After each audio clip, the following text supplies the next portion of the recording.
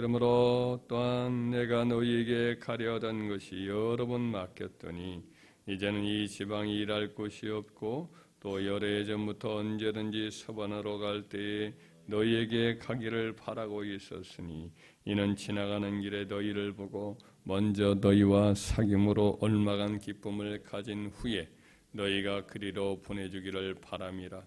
그러나 이제는 내가 성도를 섬기는 일로 예루살렘에 가노니 이는 마게도냐와 아가야 사람들이 예루살렘 성도 중 가난한 자들을 위하여 기쁘게 얼마를 연보하였습니다. 저희가 기뻐서 하였거니와 또한 저희는 그들에게 빚진 자니 만일 이방인들이 그들의 영적인 것을 나눠 가졌으면 육적인 것으로 그들을 숨기는 것이 마땅하니라. 그러므로 내가 이 일을 마치고 이 열매를 그들에게 확증한 후에 너희에게 들렀다가 서바나로 가리라. 내가 너희에게 나아갈 때에 그리스도의 충만한 복을 가지고 갈 줄을 아노라. 형제들아, 내가 우리 주 예수 그리스도와 성령의 사랑으로 말미암아 너희를 구원하노니 너희 기도에 나와 힘을 같이하여 나를 위하여 하나님께 비로 나로 유대에서 순종하지 아니하는 자들로부터 건짐을 받게 하고 또 예루살렘에 대하 내가 섬기는 일을 성도들이 받을 만하게 하고 나로 하나님의 뜻을 따라 기쁨으로 너희에게 나아가 너희와 함께 편히 쉬게 하라. 평강의 하나님께서 너희 모든 사람과 함께 계실지어다. 아멘. 로마서 이제 마지막 부분이라 이렇게 여기고 마지막으로 새벽 예배 말씀을 정리를 하고자 합니다. 사도 바울은 이제 그 선교 사역의 풍성한 사역의 열매를 맺었습니다. 근데 그의 사역의 열매가 이렇게 풍성하게 맺어지는 그 비결이 오늘 본문에 보면 나와 있습니다. 그것은 바로 이제 동역의 원리인데, 사도 바울은 이제 복음 전도자지요. 복음 전도자인데 그의 사역이 지역 교회와 늘 긴밀한 협조를 이렇게 맺고 행한 것을 알 수가 있습니다. 사도 바울은 오늘 본문의 말씀에 보면 그의 선교 계획을 혼자 비밀로 갖고 있지 않습니다. 지역 교회 성도들과 함께 나누는 것을 보게 됩니다. 사실은 로마 교회 성도들이 얼굴이 다 아는 성도들이 아니에요. 16장에 보면 로마에 있는 성도들 중에 상당히 많은 사람들도 알고 있음을 보게 됩니다만은 대부분은 로마 교회 성도들이 이방인 성도들로 구성되어 있고 그들에 대해서는 얼굴을 못 봤거든요.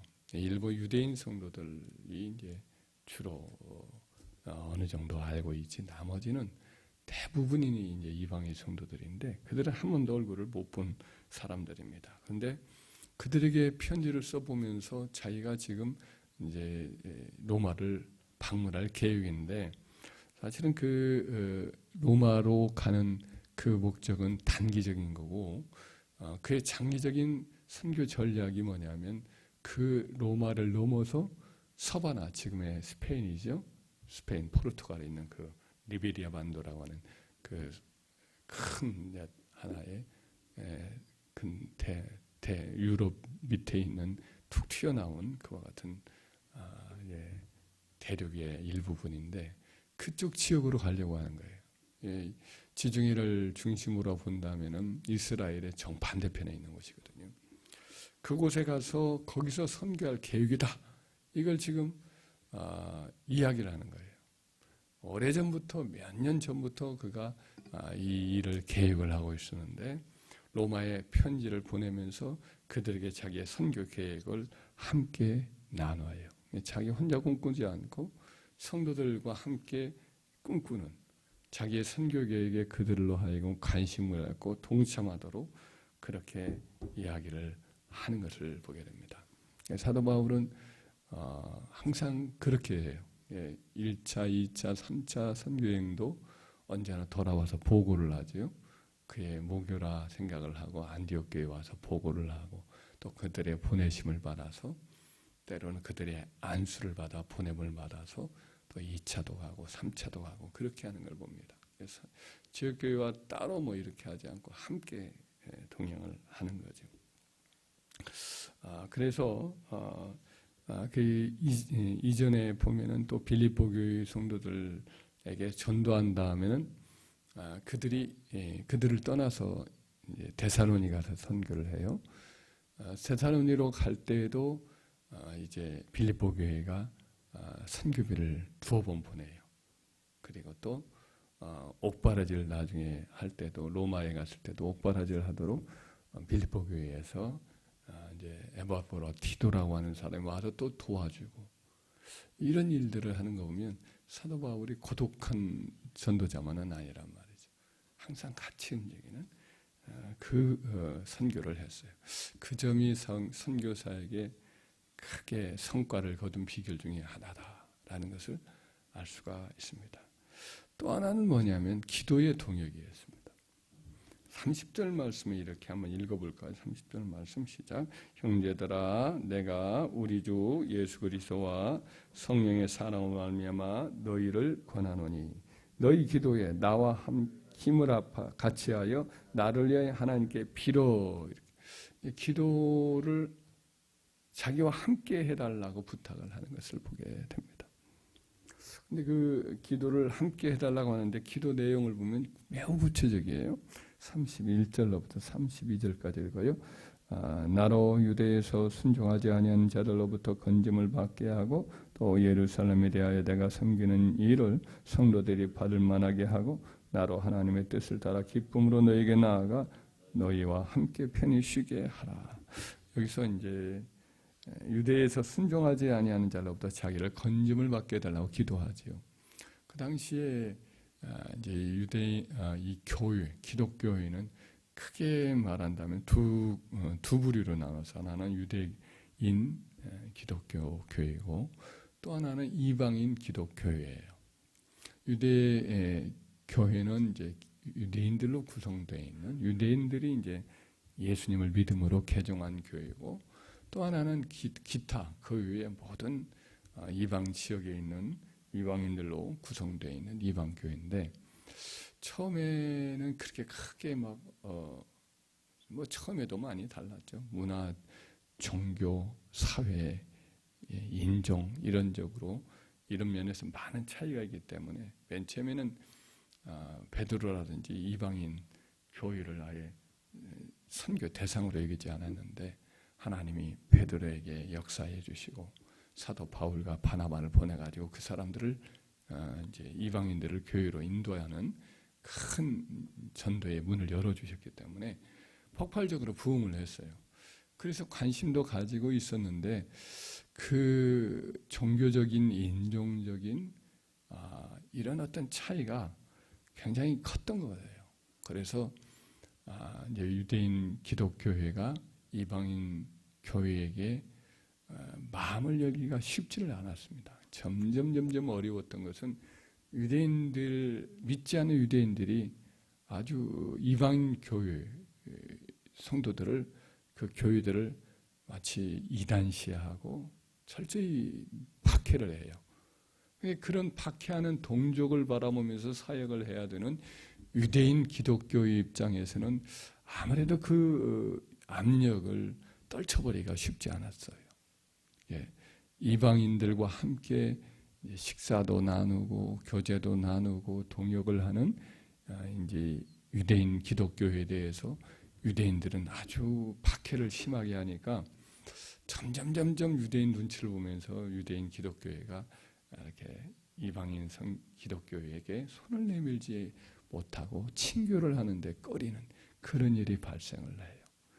이 과정에서 사도 바울이 이제 유대인 기독교회와 이방 교회의 그 간격을 메꾸려고 이번에 마침 기근을 만나가지고 이방인 교회들로부터 선교 후원 후재 헌금을 받아가지고 전달하려고 하는 거거든요.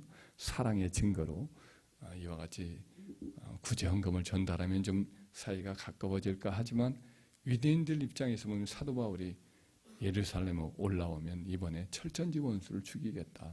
이런 마음들을 갖고 있을 것이 뻔하기 때문에 유대인 기독교에도 사도 바울의 방문에 대해서 탐탁하게 안 여긴단 말이에요. 나중에 가이사랴 감옥에 사도 바울이 갇혔을 때에도 예루살렘에는 유대인 기독교에서 좀 더 사람을 보내서 위로를 한다거나 신방을 한다거나 어떤 교제를 통해 가지고 서로를 이렇게 좀 돌보아준다 이런 기록이 없는 걸 보면 그 관계가 얼마나 상당히 멀어졌는가를 알 수가 있습니다. 여하튼 이런 과정에서 예루살렘에 이번에 가게 되는데 위험하단 말이에요. 굉장히 위험할 것 같아요. 그래서 이것을 놓고 기도하고 있고 또 선교 헌금, 후재 헌금을 예루살렘 교회에 전달을 하는 것도 대놓고 반대할 수 있는 우리도 있거든요. 왜 그런 걸 갖고 내하면서 거절할 수도 있는 입장이기 때문에 그래서 그것도 받아달라고 하나님의 그들의 마음을 열어달라고 기도를 하고 그 이후에 사도 바울이 로마에 가서 로마 성도들과 교제를 나누고자 하는데 그 일도 순조롭게 여정이 이루어지기를 또 기도한단 말이죠. 그 세 가지를 놓고 이제 기도 제목을 놓고 기도를 함께 해달라고 부탁을 하는 것을 보게 되죠. 사도 바울의 기도는 구체적입니다. 그의 기도가 두리뭉실하지 않아요. 우리들도 하나님 앞에 어떤 문제를 놓고 기도할 때 그 구체적으로 기도하는 것이 필요합니다. 할렐루야. 그냥 두리뭉실히 우리 내일 내 미래를 주님께 맡깁니다. 알아서 하십시오. 이게 아니라 하나님 이러이러한 것이 이런 사정이 있고 이러이러한데 하나님 이렇게 도와주세요. 이렇게 도와주세요. 우리 아이들 문제를 이렇게 도와주세요. 이렇게까지 했는데 이 다음에는 어떻게 해야 될지 주님이 알려주세요. 이렇게 하면서 주님이 이끌어주세요. 구체적으로 기도하시기 바랍니다. 할렐루야. 그렇게 해서 그 기도를 하는데 그 기도를 어떻게 하느냐. 자기도 늘 기도하지만 이 로마에 있는 교회 성도들에게 자기와 함께 빌어달라는 거예요. 나도 기도하는데 너희 기도와 함께 나와 힘을 같이하여 나를 위하여 하나님께 빌어달라. 이렇게 부탁을 하는 거예요. 자기도 기도하지만 이 로마에 있는 성도들도 자기와 함께 나를 위하여 자기와 함께 자기를 위하여 함께 기도해 주십시오라고 부탁을 하고 있음을 보게 됩니다. 여기서 이제 빈다 우리말 번역은 조금 이렇게 분명히 나타나지는 않았는데 나와 힘을 같이하여 나를 위해 하나님께 빌어라고 되어 있는데 한 단어 더 있는 것이 함께 빌어라는 뜻이에요. 함께 빌어줘라. 근데 이제 빈다라는 단어가 사실은 아고니미조 마이라고 해서 아주 투쟁하다, 싸우다, 씨름을 할 때 땀을 뚝뚝 흘리면서 상대방을 넘어뜨리려고 기회를 엿보면서 이렇게 막 기술을 걸고 있는 씨름 선수처럼 전쟁 중에 군사들이 상대방의 목숨을 내걸고 싸우면서 겨루는 것 이럴 때 이제 쓰는 단어예요. 아고니조마이라는 단어가. 그래서 이 부분을 해석을 할 때에 이것을 기도의 씨름이다. 혹은 기도의 싸움이다. 이렇게 번역을 할 수도 있을 거예요. 그래서 마치 구약의 야곱이 야복강가에서 형 에서가 자기를 죽이려 달려올 때에 한 밤중에 혼자 남아서 기도할 때 낯선 사람이 자기를 털썩 잡아서 죽이려고 하고 막 그러니까 그분을 붙들고 씨름을 했는데 그분이 천사요 우리 구주란 말이죠. 그래서 한도파가 부러지면서도 막 끝까지 승부를 자기가 지지 않으려고 매달리지 않아요. 울면서 놓아주지 아니하면서 나를 축복하지 않으면 내가 가게 하지 아니하겠나이다.